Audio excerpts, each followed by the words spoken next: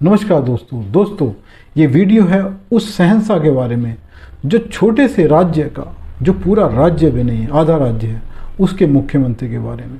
दोस्तों, डेमोक्रेसी में, लोकतंत्र में कोई मुख्यमंत्री, कोई प्रधानमंत्री या कोई भी पद वाला व्यक्ति अपने आप को मालिक नहीं बोल सकता, ना देश का ना राज्य का। लेकिन ये ऐसा शहंशाह है जो बेशक मुख्यमंत्री है लेकिन वो खुद को मालिक कहता है, दिल्ली का मालिक। वो कहता है कि मैं दिल्ली का मालिक हूँ। उसने जोर जोर से चिल्लाकर विधानसभा में ऐलान किया था कि हम दिल्ली के मालिक हैं। और ये एलजी कौन होता है? एलजी कहाँ से आ गया? कौन ले आया इसको? इसका क्या काम है? दोस्तों, ये है दिल्ली का मालिक केजरीवाल। दोस्तों, केजरीवाल ने एक घर बनाया है। दोस्तों, जो मुख्यमंत्री होता है उसको घर चाहिए होता है, क्योंकि वो एक लोकतंत्र में संवैधानिक पोस्ट पर है। लेकिन केजरीवाल तो कोई मुख्यमंत्री नहीं है, वो तो मालिक है दिल्ली का, वो राजा है, वो शहंशाह है। इसलिए उस व्यक्ति ने उस घर को एक महल में बदलने की कोशिश की। दोस्तों, उस राजा ने, उस शहंशाह ने ये बर्दाश्त नहीं किया कि वो अन्य मंत्रियों की तरह, अन्य मुख्यमंत्रियों की तरह या प्रधानमंत्री की तरह एक छोटे से बंगले में रहे। दोस्तों, वो खुद को दिल्ली का बादशाह कहता है, मालिक कहता है। इसलिए उसने एक बंगले में रहने की जगह उसको एक महल के रूप में बदलना चाहा।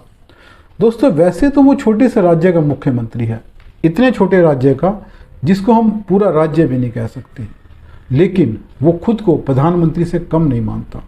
आप कहोगे ऐसा क्यों? ऐसा इसलिए दोस्तों, क्योंकि वो समझता है कि इस देश में प्रधानमंत्री के बाद वो ही एक आदमी है जिसका चर्चा होनी चाहिए, जिसकी चर्चा होनी चाहिए, जो एक बड़े बंगले में रहना चाहिए, प्रधानमंत्री से भी बड़े में। क्योंकि जब उसके बंगले पर सवाल उठाया जा रहा है 45 करोड़ खर्च का, जब उस पर सवाल उठाया जा रहा है कि 5 लाख का कमोड है, 8 लाख के पर्दे हैं, तो वो कह रहा है कि प्रधानमंत्री के आवास में क्या क्या लगा है, प्रधानमंत्री के पास जहाज है, जिस तरह के, मतलब वो प्रधानमंत्री से अपने आप को कम नहीं समझता। दोस्तों, लोकतंत्र में हालांकि मुख्यमंत्री प्रधानमंत्री होते हैं, लेकिन वो मालिक है। दोस्तों, अगर आप एक उसकी बात को समझें तो वो जो दिल्ली में अपने आप को पूरे देश का मालिक क्यों समझता है? क्योंकि जब छोटा सा भी वो काम करता है, छोटे छोटे काम करता है, कुछ पूजा कर रहा है या छोटे से भाषण दे रहा है या अपना प्रेस कॉन्फ्रेंस कर रहा है, तो वो उसका प्रसारण पूरे देश में नेशनल टीवी पे करवाता है, सीधा प्रसारण, लाइव टेलीकास्ट होता है। और वो छोटे छोटे काम करके, स्कूल में अगर उद्घाटन करने भी जा रहा है, अगर वो एक छोटी सी सड़क का उद्घाटन कर रहा है, स्कूल तो उसने कोई बनाया नहीं, लेकिन एक छोटे छोटे कमरे बनाए, लैट्रिन बाथरूम, उनको भी वो स्कूल क्लासरूम मानता है। तो उनके लिए भी अगर वो छोटा सा कोई उद्घाटन कर रहा है, छोटा सा कहीं भी कुछ कर रहा है, तो वो उसका प्रसारण तो करता ही करता है, लाइव टेलीकास्ट कराता है टीवी पे, क्योंकि वहाँ विज्ञापन देता है। लेकिन इसके साथ साथ पूरे देश के नेशनल न्यूज़पेपर जो होते हैं उनमें विज्ञापन देता है, पूरे पूरे पेज के, 2-2 पेज के विज्ञापन देता है कि मैंने आज ये किया, वो किया। दोस्तों, आपने देखा होगा किसी भी चीफ मिनिस्टर के, चाहे यूपी का हो, चाहे बिहार का हो, चाहे तमिलनाडु का हो, केरला का हो, आपने अपने नेशनल न्यूज़पेपर में ऐसे इनकी ऐड नहीं देखी होगी। लेकिन आजकल कि उसने रास्ता दिखा दिया तो दूसरे मुख्यमंत्री में धीरे धीरे शुरू कर रहे हैं। लेकिन दोस्तों, वो खुद को मालिक समझता है देश का। हालांकि दिल्ली का मालिक तो उसने घोषित किया हुआ है, लेकिन मन ही मन वो खुद को देश का मालिक मानता है, शहंशाह मानता है। अब इसका एक और उदाहरण समझिए, क्योंकि वो देश का मालिक समझता है, इस करके उसने अपने बंगले में जो पत्थर लगना था, उसके मार्बल लगना था, वो लगना था मकराना पत्थर, जो ताजमहल जिसका बना हुआ है। लेकिन उसने कहा नहीं, मैं तो शाहजहाँ से भी बड़ा बादशाह हूँ। वो तो छोटा था शाहजहाँ, वो तो पुराने देश का मालिक था, मैं तो आधुनिक देश का, पूरे भारत का, पूरी दुनिया का मालिक हूँ। उसने कहा इसलिए बढ़िया, इससे भी बढ़िया पत्थर लगाना चाहिए मेरे महल में। तो उसने क्या लगवाया? वियतनाम से विदेशी पत्थर मंगाए, बहुत बढ़िया, मतलब जो मकराना पत्थर है उससे दुगने तिगने रेट वाला। तो दोस्तों, अब बात आती है कि जो वे व्यक्ति है, ये केजरीवाल, इसकी जो पार्टी है, और ये कहा जा रहा है कि जो बंगला बन रहा है वो तो सभी मुख्यमंत्री का बनता। दोस्तों, जब इसके महल पर, इसके शीश महल पर, क्योंकि एक टीवी चैनल ने जो ये कार्यक्रम चलाया शीश महल, ऑपरेशन शीश महल, उसमें महल बोला गया, शीश महल, जब इसके महल पर सवाल उठ रहे हैं तो ये कह रहा है कि इसकी ये और इसकी पार्टी कह रही है कि इस मकान को, इस बंगले को इसलिए दोबारा तोड़कर बनाया गया, तब पैसा लगा क्योंकि ये बहुत पुराना था और इस पुराने मकान की 3 बार छत गिर गई। दोस्तों, आपको मैं यहाँ ये कहना चाहता हूँ कि मैं खुद 30 साल से ज़्यादा सरकारी मकान में रहा हूँ और सरकारी मकानों की ये हालत है कि वहाँ पर छत गिरना एक बहुत बड़ी घटना होती है। एक छोटे से कर्मचारी की भी अगर छत गिर जाए तो ये बड़ी घटना मानी जाती है। इसके लिए इंक्वायरी बैठ जाती है, इसकी कंप्लेंट्स होती है, ऊपर हायर अथॉरिटी तक जाती है, क्योंकि छत गिरना छोटी बात नहीं है। इससे आदमी मर सकते हैं, इसको दुर्घटना के, एक्सीडेंट के तौर पे माना जाता है और ये लापरवाही मानी जाती है जिन अफसरों के अंडर उन क्वार्टरों की मेंटेनेंस होती है। ये माना जाता है कि उन्होंने उसका रख रखाव, मेंटेनेंस सही तरह नहीं की और इसके कारण छत गिर गई और किसी की जान को जा सकती थी। तो दोस्तों, एक सीएम हाउस में 3 बार छत गिर जाए और देश में पता ना लगे, किसी को कोई खबर नहीं।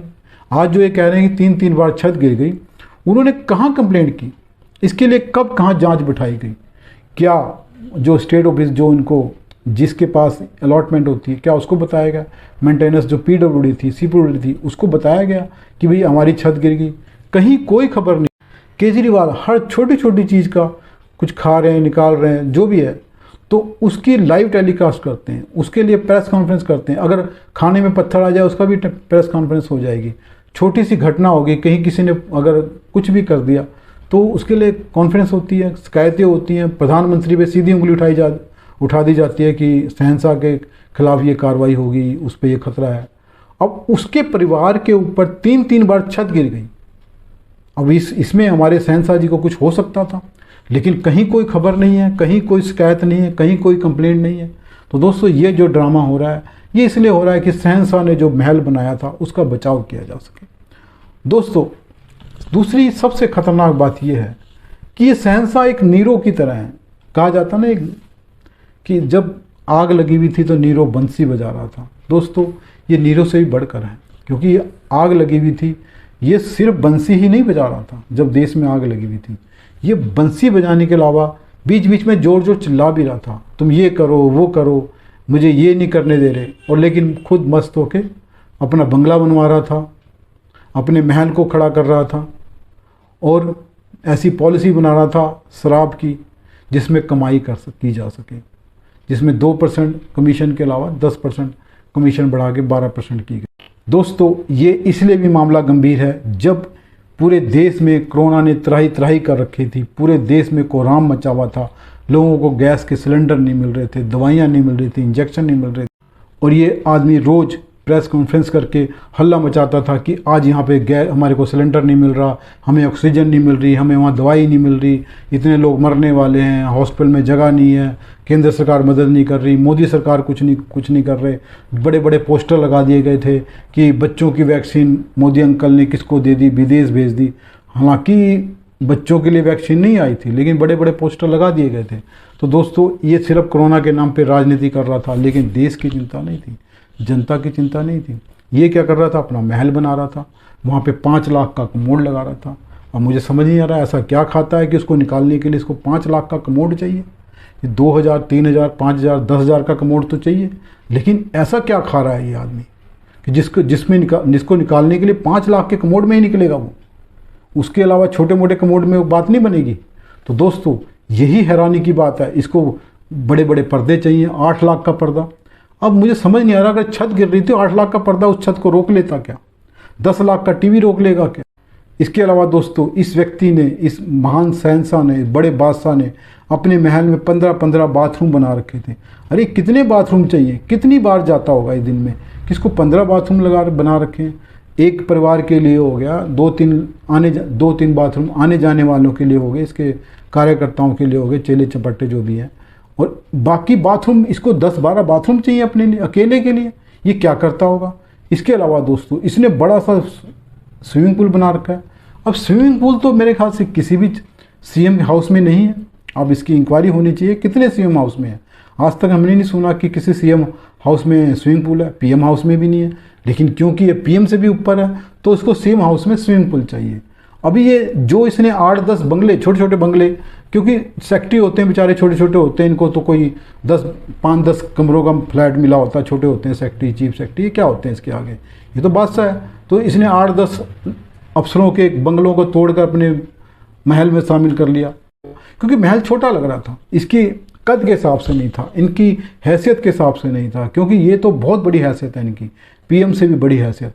ये पीएम पर हमला जरूर करते हैं, पीएम के हाउस पर सवाल खड़ा करते हैं, लेकिन इनको उनसे बड़ा बंगला, इन्होंने जिन बंगलों को तोड़कर अपने महल में शामिल करने का विचार किया था, अगर वो कामयाब हो जाते हैं, पूरा महल बन जाता, तैयार हो जाता।